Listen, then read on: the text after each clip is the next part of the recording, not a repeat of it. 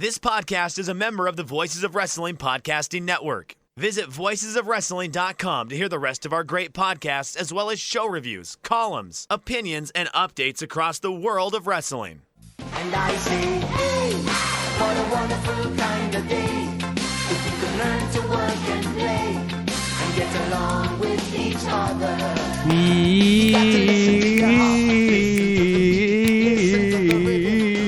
Hit it. Welcome everybody to Wednesday Wargames episode 26. Joining me as always to talk about NXT and AEW is my dear friend Liam Jones. Liam, do you know I usually edit out the thing you do before the start of the podcast?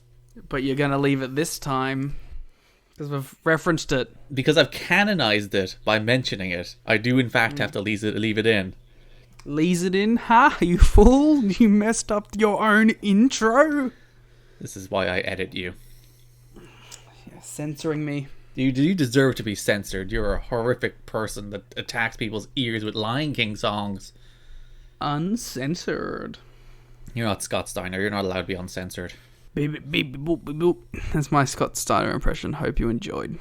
Sounds a lot like him. How's life? You having a good time? Everybody, good time. Not really. It's really boring. Is this whole episode just going to be karaoke with Liam? It should be. It'd be an improvement on our other episodes. All of them. Liam just unleashes all of his manic energy that he's had for months and months onto one podcast, torturing the poor listeners. What do you mean torturing? Yes, because blessing. It's good. Yes, good. Yes, good content.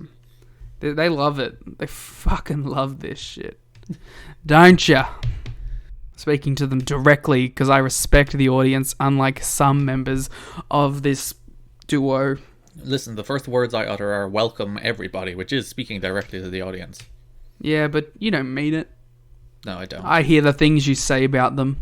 You're unwelcome to the podcast. You talking smack. You're the one that that's is openly like, I'm just here for the money. Give me the paydays. Money, Liam, money. That's a Discord bit. You can't bring the Discord bit into the actual podcast. Oh, right. We can't canonize the Discord bit. No. Oh no. I do have a little tickle in my throat. No. I was sneezing all day today, but you informed me that sneezing is not a symptom. I don't believe it is. No, it's usually a fever and a tickle in the throat. Oh no. Yeah, well, not a tickle in the throat. That's developed into a dry cough, but yeah, it's pneumonia. And then it's like just death. Sure. Yes. Well, no. Well, highly unlikely for somebody your age, but not entirely unlikely. Exactly. So, don't get it. That's my advice to people. Yeah. So just don't. Stay inside and wash your hands. You'll be fine. Stay inside. Wash your hands. Listen to Wednesday War Games.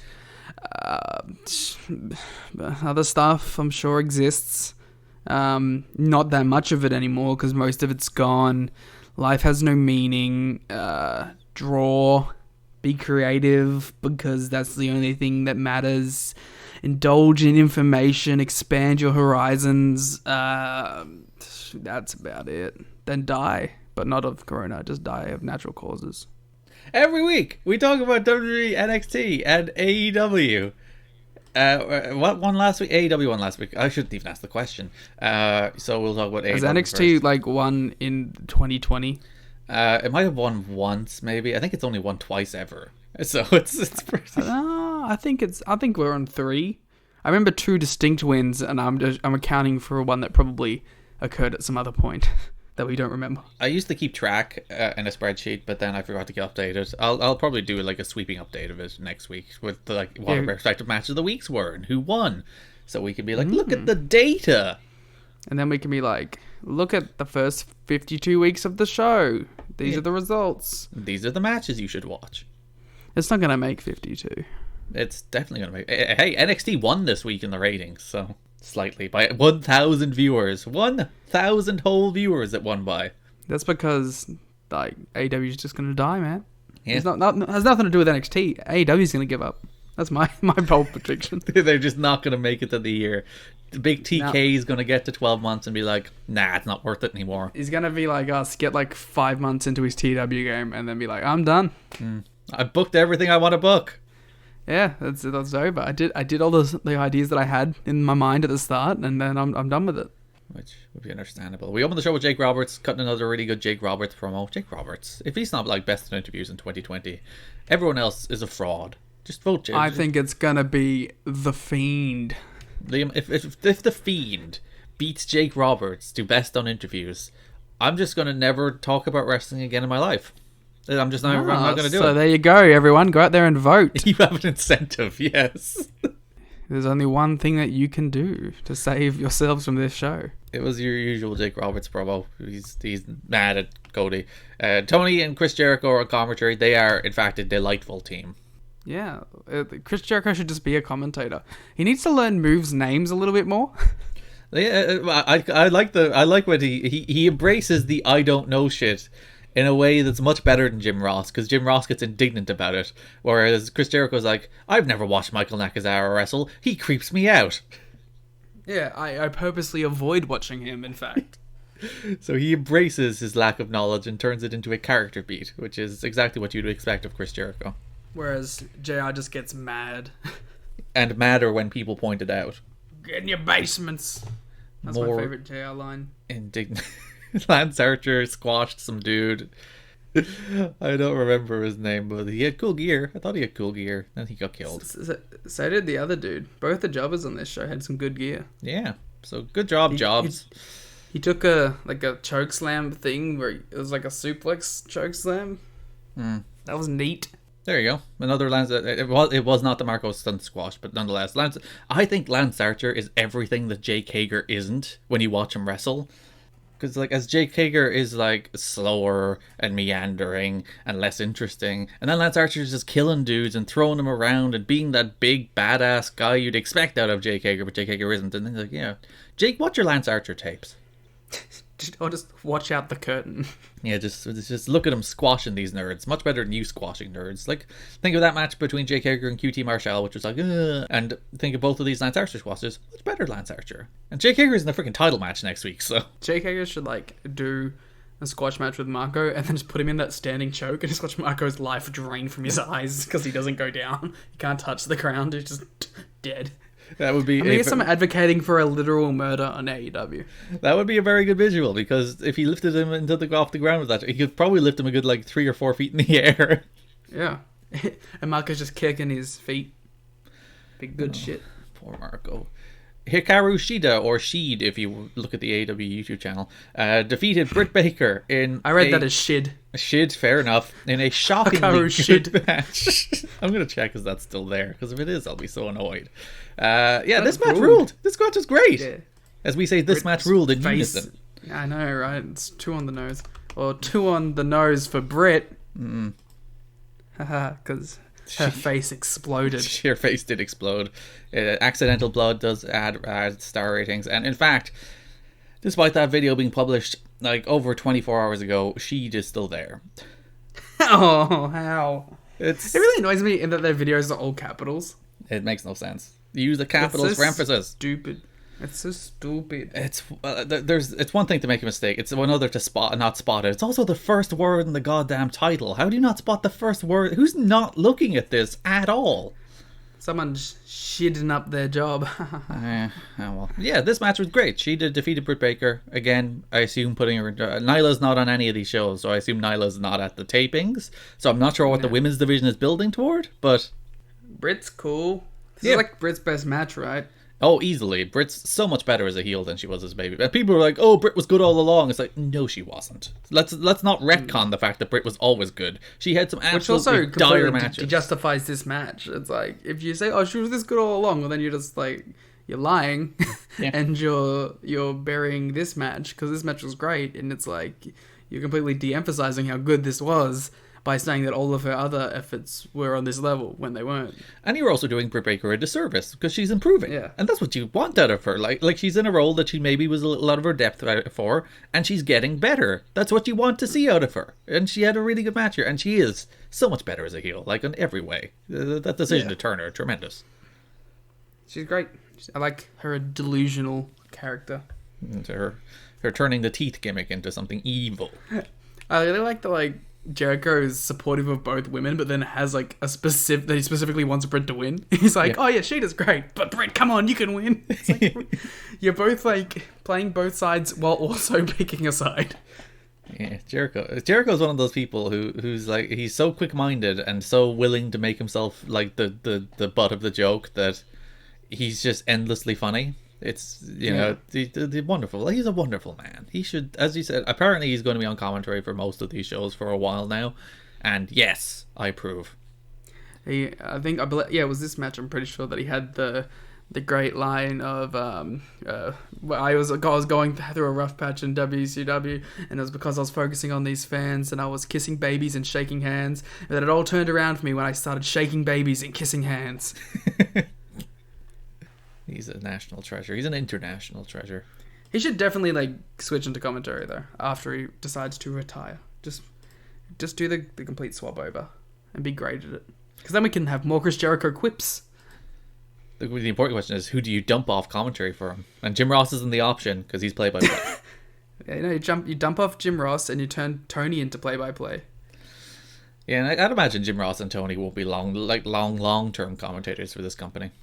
To be fair, Excalibur, he basically takes up the play-by-play. Excalibur's meant to be play-by-play, yeah. Yeah, when Jim lets him, he is the actual play-by-play guy. So Excalibur, and plus because Jericho doesn't like him on commentary, that would be the dynamic I'd go with, just Excalibur and Jericho. That is one of the bigger problems with AEW's announce desk as a whole. It's JR, who's a play-by-play announcer, and Tony Schiavone, who's a play-by-play announcer, and Excalibur, who's also a play-by-play announcer. So you have three play-by-play guys. Tony switches more into color when he's the third man. Which I don't mind. So him and Jericho, like him as the sweet old uncle and Jericho as the party rock uncle, and then just Excalibur trying to call the matches. That's the dynamic I want. Yeah, so just dump Jim Ross. Poor Jim Ross. I really hate that every time Jericho or Cody come on commentary, they're like, oh man, so I really hate to have to replace Jim Ross. And I'm like, no, don't hate that. It's way better. He set the bar so low for you, he's actually doing you a favor. The best ever. I'm like, shut up. Kenny Omega and Michael Nakazawa. Kenny Omega is their team name now. Kenny Omega and Michael Nakazawa were backstage discussing how Nakazawa wanted them to be best friends, and Kenny was like, "No, they're best friends." Then Orange Cassidy broke out of what I believe was the toilet, because you got to be careful. Orange Cassidy could be spying anywhere. And he opened the door for the best friends who he knew were outside, apparently. He just let them in, and they were upset. So we have probably the most important stipulation in the history of all the wrestling. The best friends against Omega and Nakazawa match is now, for the name, best friends. Damn. Ugh. Hell of a title in the line. The best friends should get a title match now, right? Who did they pin? They pinned Nakazawa, didn't they? They pinned Nakazawa, but they still have a win over Kenny in a tag match now. I guess. Maybe that'll be a mini feud eventually. Not feud, but a TV tag title defense before nothing. Yeah, it's weird to have these titles kind of in a weird form of stasis, because again, Hangman's not on any of these shows. So what's any of this building toward? I don't know. What a weird time we live in. Wrestling's very odd right now. Yeah. It's nothing makes sense. Nothing is really building to anything. It's just matches for matches. It's we have to fill 2 hours of TV and hope to make it pretty good and somewhat cohesive. For 6 months. It's probably going to be 3, but hopefully not 6. If it's 6 months, I don't think I'll make it. Let me get the breakdown of the AEW rankings. Excalibur's voiceover of this sounded like he was in a house where he didn't want people to hear him. Yes, he was very shoddy with this. It's as a professional ad reader man now, I was very disappointed in his effort. I was like, Excalibur, why? He's doing it like a hutch. As I said, it's the thing. It's like when you're talking to someone on Skype in the nighttime, and you don't want there's other people in the house you don't want to hear, so you kind of do it in the hushed tones and start talking like this. But he's still trying to put emphasis on it, so he's like, and now the top of the women's division is Britt Baker, and yeah, very weird, Excalibur. Find a house that you can talk loudly and enunciate. Or just tell whoever's there, hey, I have to do my job for 20 minutes. Yeah, I haven't watched. Have you watched the Being Elite wrestling matches? He called them, didn't he? Yes. I skipped around them. I didn't watch them. Did he sound as weirdly hushed there too? No, he was a bit more lively. There you go. Excalibur, whatever you're doing, talk louder. Talk louder. Yeah, words. We get the first of 2 John Moxley against Jake Hager video packages. Might as well dump them both in at once. Both very good. Jake Hager's wife is like, if he doesn't win, he can't come home. I'm like, that's great. Yeah. That's great. These are the Road 2 videos that we've always wanted on AEW. Which is, it's weird that they didn't lean further into them earlier, especially in the empty arena environment, that I'm like, surely, like, the easiest way to just fill 10 minutes is to just film, like, just sit everybody in a rotating string backstage to do the talking head spots, and then just cut it into 10-minute video packages every week, and job done. You fill 10 minutes of TV time, and that's what they did here. They did 2, 4, 5-minute packages on this match for next week, and yeah, I think we're gonna get these more consistent as we go forward, because they're like, what are we gonna do with all this time? And we'll get like a 20-minute Jericho Matt Hardy thing, and then yeah. We'll get to the Jericho Matt Hardy thing when we get to the Matt Hardy promo. There was a long hype package on the history of Cody and Sean Spears, which again, I like Sean Spears. I really wish he was just like a little more compelling. Yeah, like, that's the story of Sean Spears' career, though, isn't it? It's like he has a really good look, and I think he can talk. It's just like when the bell rings, and you're just like, come on, do it for me, just show me. And he doesn't like not show you then either. He like gets right up to the edge of showing you and then falls back. Yeah, and even on occasion he can get like just tippy touching it. It's like, oh, you're doing it. And it's like the next match she'll have like Joey Janela, and it just won't work. Oh dear, isn't Sean Spears like 40 as well? I'm not sure. He's not a young but man. like I was gonna say, like he looks cool though, and that's half the battle. That is, and he has a cool manager.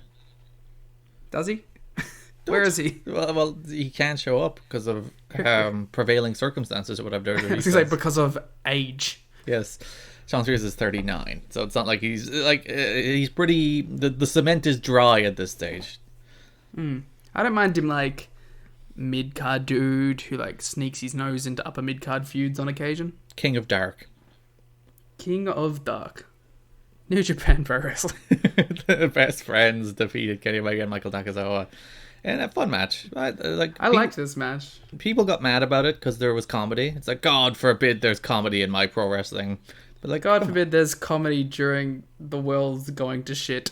With the match featuring the Best Friends, Orange Cassidy and Michael Nakazawa.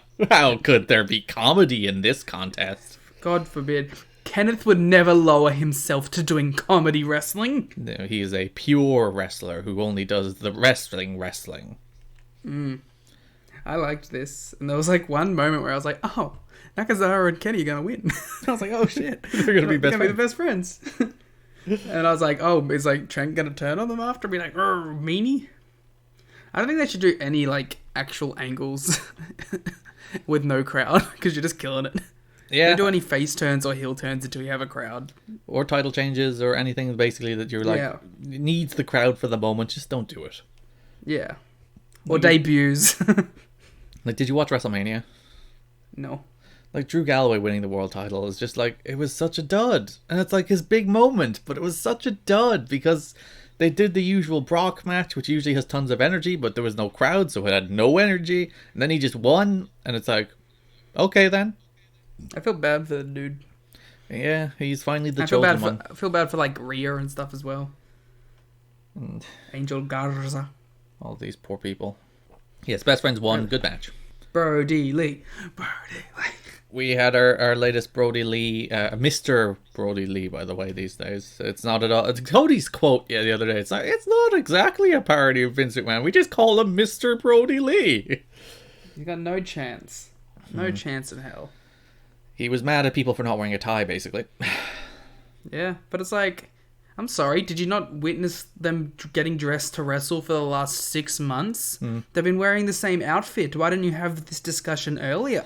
Also, they were wearing, all of them wear the same outfit, so you think this is like Dark Order mandated. Maybe they have formal attire and casual attire. But it's like, I really like they just had like one guy who's like had a button-up shirt and a tie. It's like, did he make this decision to just come to work in a tie instead of his normal stuff that everyone else is wearing? Like, did he have the initiative? Is he like one of the other numbers? Is he 4 or 5 or 6? I hope that everyone else is like beating the shit out of him now. Cause you made us look bad. We have the uniform, and then you made us look bad showing up in a honestly not very nice tie. But that would put this over the edge if they start showing like everyone else freaking out, because like it would really emphasize the corporate like ladder and people trying to climb and tearing each other down. Like if you're gonna go with this whole evil corporation thing, show us like the whole scale of it. do like an entire like Big Brother-esque just camera in the Dark Order household nonsense. Yes, do this. The winner becomes number 3. They get upgraded. Who is the that's is Brody Lee number 1 or he's 0? Okay, so he's 0. Uno is number 1, and then Stu is number 2, and then the rest are. Yeah. I suppose the John Silver and what's his name? Probably pretty high. Probably like 3 and 4. You would imagine. And then the rest. Yeah, just nameless, faceless goons are everything from. They got to start giving Silver and Reynolds wins. Like, just give them some dark wins. They don't need to be on Dynamite. They should beat the other Dark Order goons. And have them be the ones who dressed up. Like, they're the ones who are mad. God damn it. Then we had a Brit promo. Yeah, Brit had her face busted, so she cut a promo afterwards. She only had this promo time because her face got busted open. Legitimately, that's what you should do. You have the kick-ass visual of her face being busted open, so it's like, Brit, cut a promo.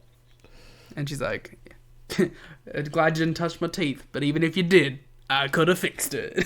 Can a dentist fix their own teeth? I feel like they couldn't. No, that would be very bad. That would be very difficult to do.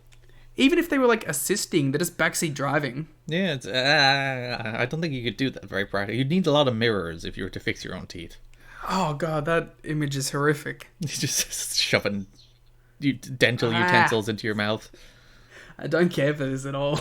Liam, I found one of Liam's triggers. He does not like weird mouth stuff. It's teeth stuff, man. Oh. I once had a dream where all of my teeth fell out like Tic Tacs into my hand. That's upsetting. And I have a very distinct memory of that happening and being like waking up and going ugh, because I like felt like every time I eat Tic Tacs I just feel like, oh, it's my teeth. I'm chewing on my teeth. Wait, are you sure you weren't watching a Danhausen match? No, I can assure you I wasn't. Matt Hardy is in his compound. He blathered for a while before challenging them to an Elite Deletion match. Elation.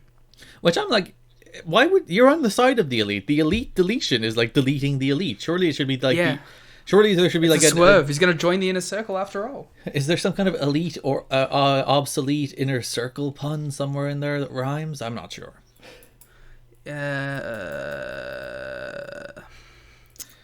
He could because he does the whole eating people thing. He could play with Innard Circle.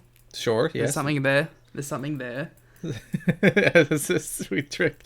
Welcome to live puns.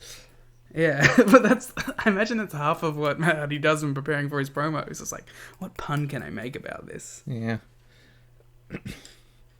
So, like how during the next match, I'm skipping ahead, but it reminded me.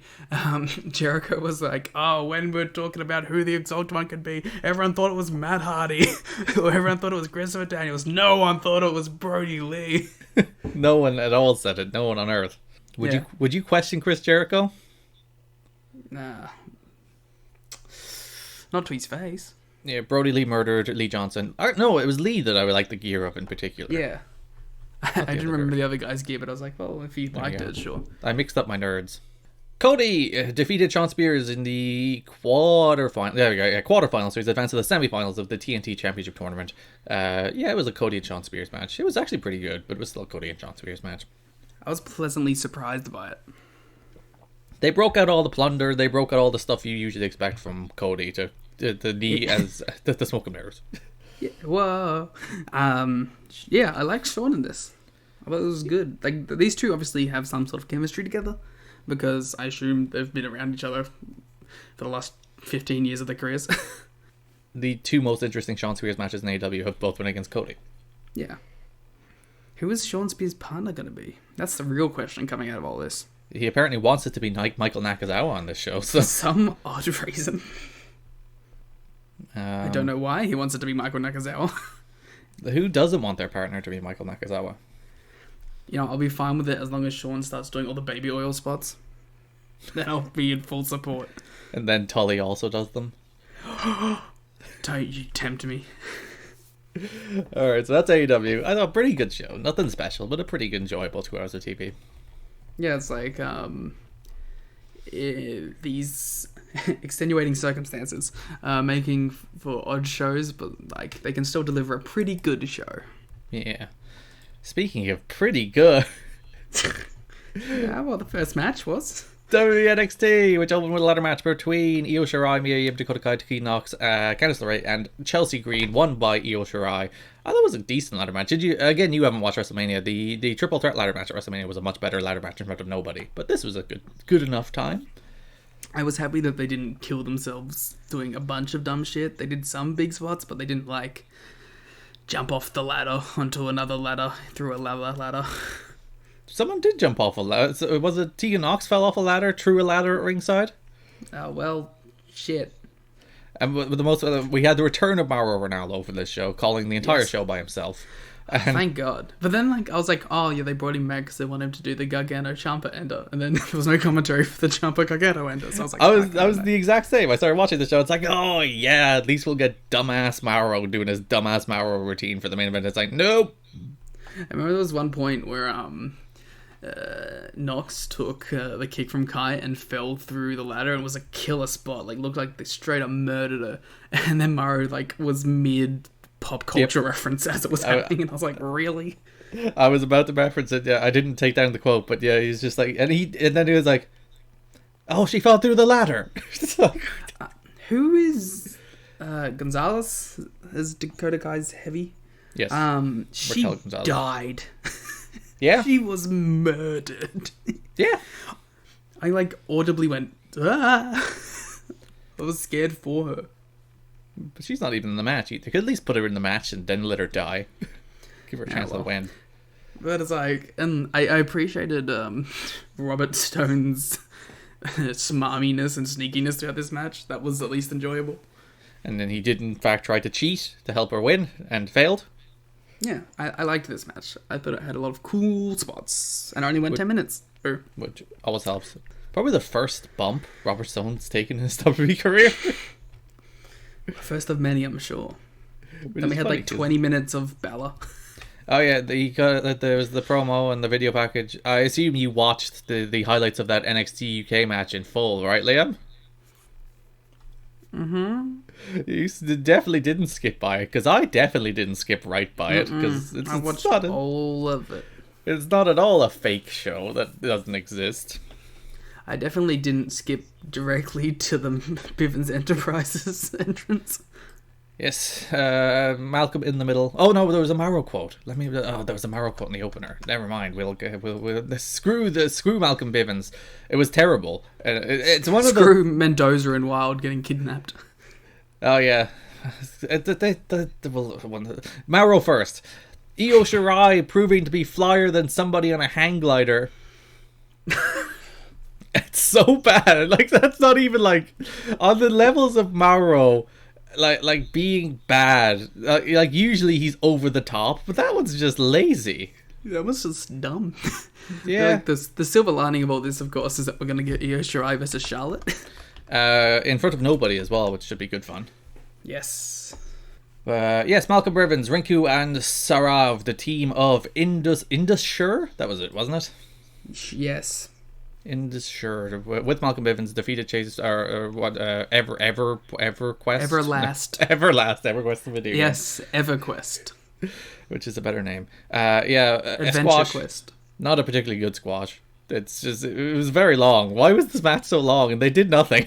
It was the return of the NXT squash that goes 50-50.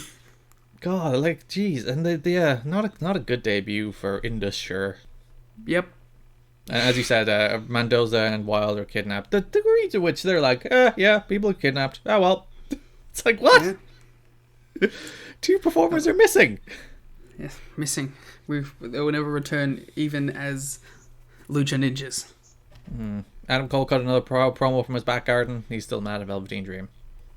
Sure, forever. Interim Cruiserweight title. Oh, yes, because Jordan Devlin is banished to Ireland forever, so he cannot leave. So, why isn't Pete Dunne being stripped of... Well, not stripped of his title, but Well, why isn't there... they said that they were considering doing that. I guess he might have defended it more recently, so technically he hasn't fallen within the 30 days yet. Apparently, the Devlin defended the title like 2 weeks ago on TV. Don't worry about it. Don't question the NXT booking. It's fine. Okay. Yeah, we had a video package on Rhea Ripley and Charlotte from WrestleMania, and some Which I promos definitely afterwards. watched. Yes, they had promos as well. There was new content there. Yeah, I definitely watched them. And that brings us to the entire second hour of WWE NXT. The last beat. Blackheart versus Rebel Heart. Johnny One final Gargano. beat off. Yeah. Johnny Gargano versus Tommaso Ciampa. Oh, Liam. Why? Why did they do this to us? Why have they inflicted such suffering on us? Why? Why, Liam? Was this so long? I feel really bad for Gargano and Ciampa because they absolutely killed each other. They killed each other during this match. And then it was just like, by the end of it, because it was so long and so melodramatic and so C-grade acting level stuff, it just didn't hit at all. And I feel so bad for them because they were murdering each other. And like, it's a case of the right arm not talking to the left, because like Randy Orton and Edge did the exact same thing at WrestleMania. Like the exact same thing. The exact same 40-minute brawl. The exact same brawl on top of a ring truck. The exact same melodrama. Well, actually, it was less melodramatic, in fairness. And in fairness, they beat the heck out of each other as well. And yeah, it's just like, God, how could you follow that 46-minute WrestleMania match with another... if you take out the ad breaks, this was about 40 minutes. A 40-minute brawl around the Performance Center. And as you said, they killed each other, even though that freaking air raid crash off the top. That was the most fakey stuff I've ever seen in my life. It was the worst cut.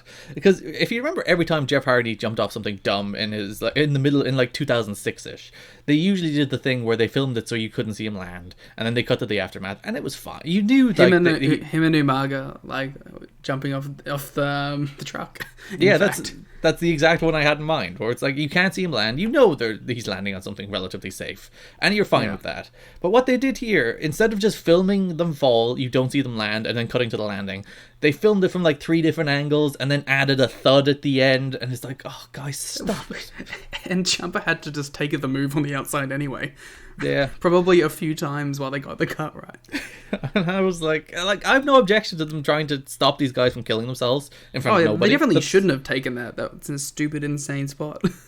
So yeah, it's just film the entire thing so that you don't see them land. It's not that hard. Do it, at least do it good. And yeah, this whole thing, I've never seen 2 people brawl on top of a ring truck being so boring. But like nothing came of it either. Like they brawled on the ring top and then they got down and they walked back into the ring. Yeah, and they did nothing up there either. They must have just lied on top of it. It's like, why did you, like, at least do a cool move up there? I know it's scary, but you did it. I know that, like, we've they harped on this a little bit, but, like, why is Gargano the bad guy? I don't know. I really don't know. How dare you be mad about someone trying to murder you and your wife? How dare your wife try and get some revenge? How dare you how dare you not get over that? Come on. What was on Gargano's shirt? What did that stand for? It was probably the deep symbolism, Liam. We're just not understanding the deep storytelling of this. I think it was like TJGW, and I was like, oh, is it tonight Johnny Gargano wins? Perhaps. Is it totally Johnny gone wild? He did go wild, so maybe. he did go wild. God, the worst part of this match is when Johnny crawled to Ciampa in the corner, put his hand on Ciampa's hand, and then Ciampa dramatically pulls it away. And I'm like, God damn it. My favorite part of this was the first 20 minutes in which no one shut the fuck up and just kept talking. They sure did. Just keep running them. And Triple H at the start, just like, fight for me, children. That was so cringy. That's the problem with this. Like, there was so much of it that just was very cringy, and I felt bad. And it's like the big, broad, stupid WWE storytelling, and they're like, you see people who are like, oh, what wonderful storytelling. It's like, no, it's melodramatic bullshit. And then the thing is like, this is the final beat off. It's the end of it. It ends with a heel turn and not a clean finish. So yeah, it's clearly gonna transition into an intergender feud between Tommaso and Candice. Johnny's done with her.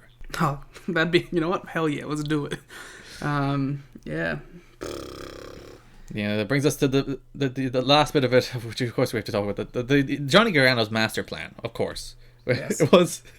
He shows up with Candice LeRae, gets his ass kicked for 40 minutes, then gets kicked in the balls by his wife, and Tommaso Ciampa's like, oh. Then his wife comes back like 2 minutes later, kicks Tommaso in the balls, and Johnny reveals from the back, yes, reveals he was wearing a cup, and it's like, his master, that's his. Why didn't she just kick Ciampa in the balls? After they apologized to each other as well. Yeah. Oh God. I was like, I'm glad that was a swerve though, because I would have been so mad if Johnny was like, I'm sorry, let's just fucking, it's over. Like, that's so annoying. He tried to murder you, but fortunately, he's like, it was all part of my master plan. Yeah, it's my master plan to be fake kicked in the balls, then have you kicked in the balls.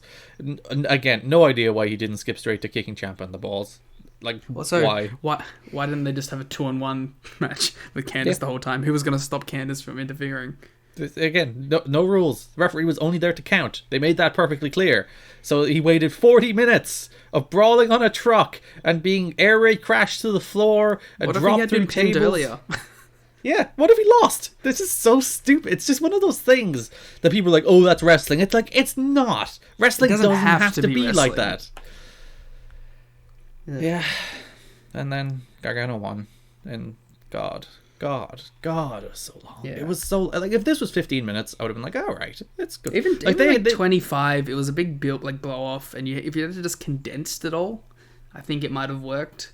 But it's like it ironically, it didn't really feel like it had much heart.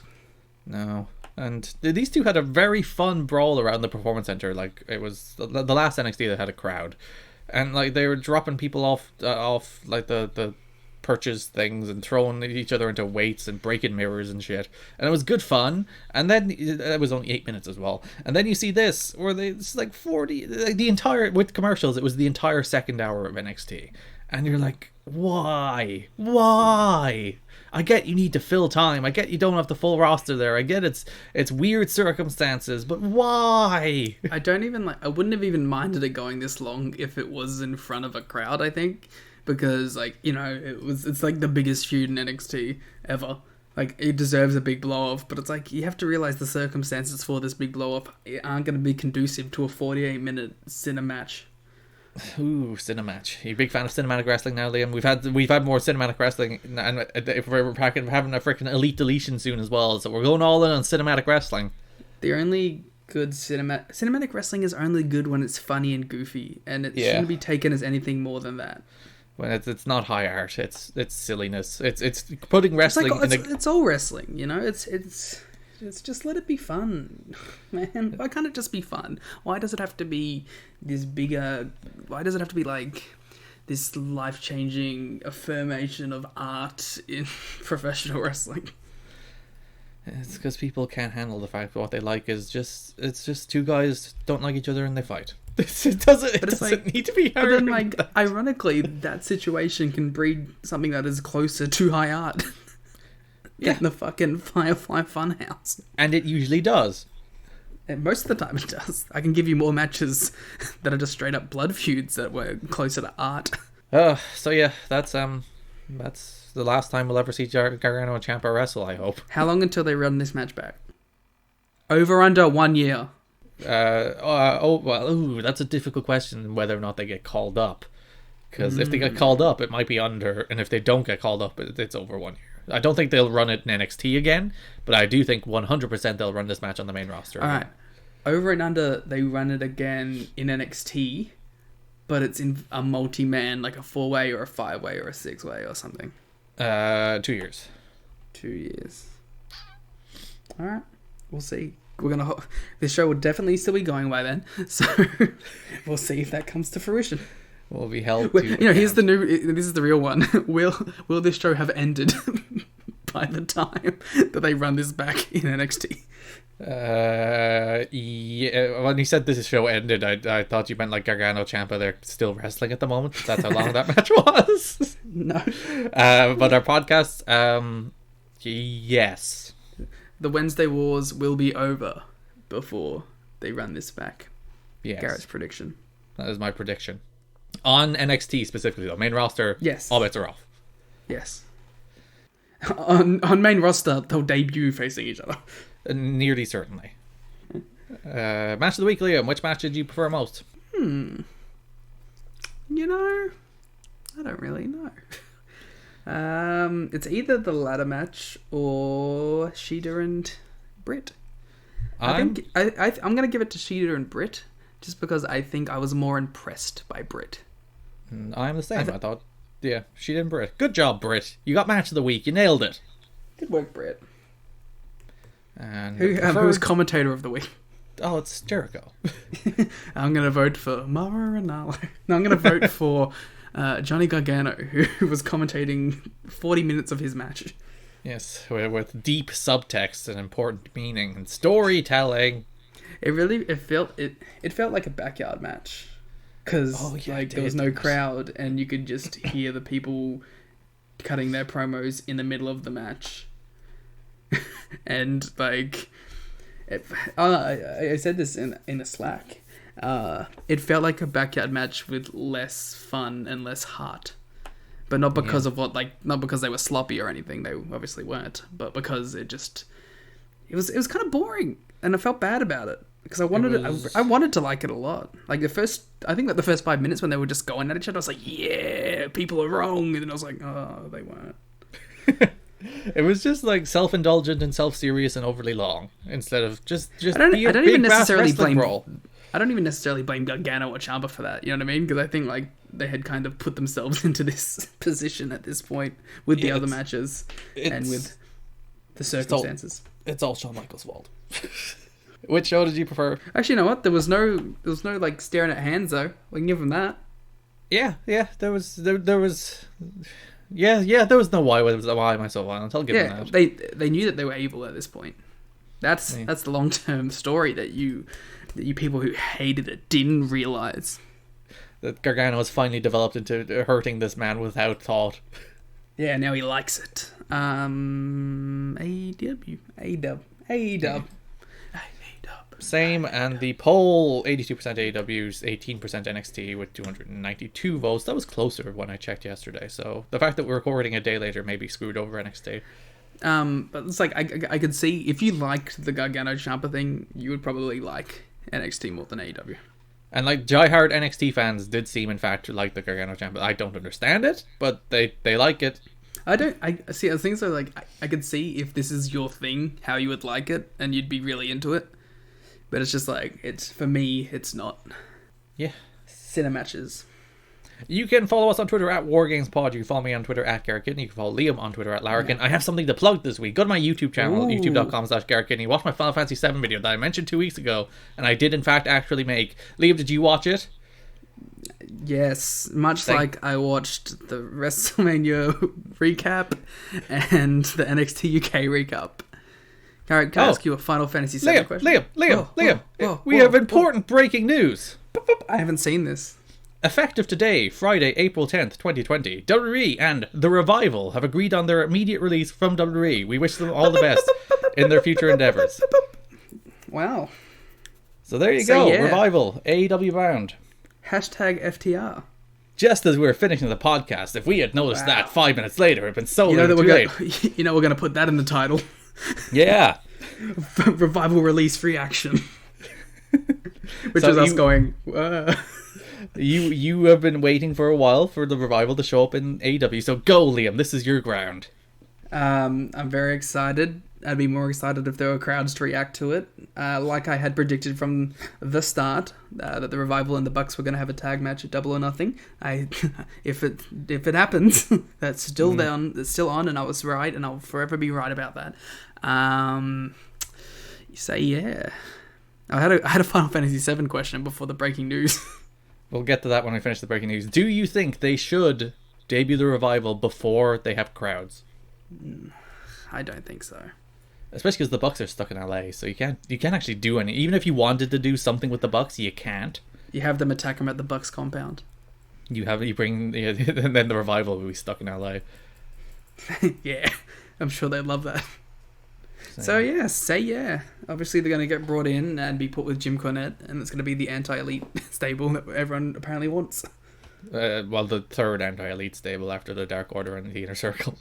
Yeah, it's like at some point the elite has to be deleted. Yes, well, that's what the elite deletion is all about. That's where they're going to show up. All right, Final Fantasy VII question. I was going to ask you what your favourite song in Final Fantasy VII is. Ooh, it's Great Warrior. It's the moment when Red 13 discovers that his dad is actually a hero rather than a coward, and they play this really great version of the Cosmo Canyon theme called Great Warrior, and it gets me in the emotes every time. There we go. And that's where we're going to end this show, with that exact song playing. We're probably not, no. But thanks for watching. Or no, listening. What are we even doing? This podcast is high art, and you're ruining it. Yes, this is the Firefly Fun podcast, where we analyze...